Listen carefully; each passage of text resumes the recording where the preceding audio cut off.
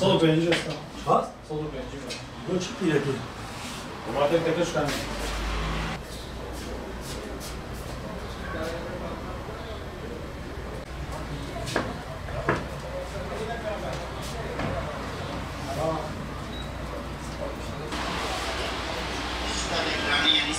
İyi bu ne? Çok. Çıkar seviye.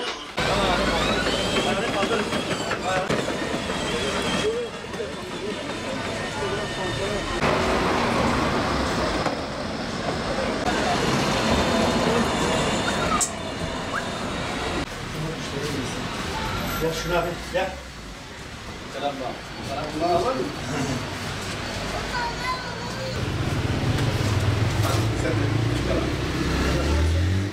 Nasıl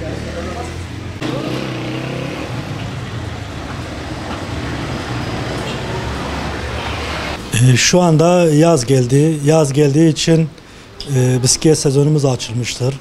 Bisiklet sezonu da şu an karneye hazırlık yapıyoruz.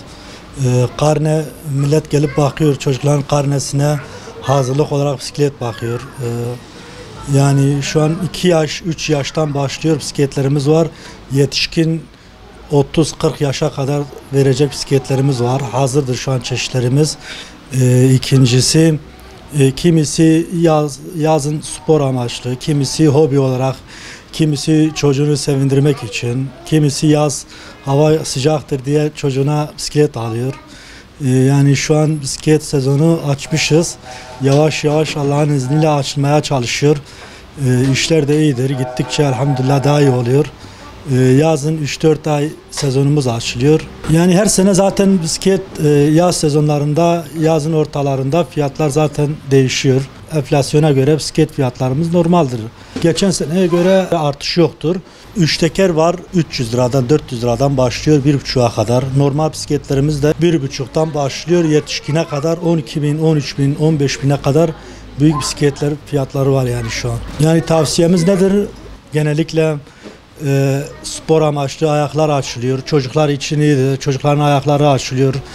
Yani çocukları rahatlatıyor. Hem sevindiriyor hem spor amaçlı çocuk bacakları için iyidir. Yani biz tavsiyemiz budur. Çocuklar bence bisiklet sürsün.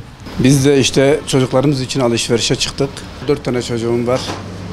Hepsine de vakti geldiğinde sürebilecek durumda olduklarında almışım. Şimdi en küçüğü için bakıyorum.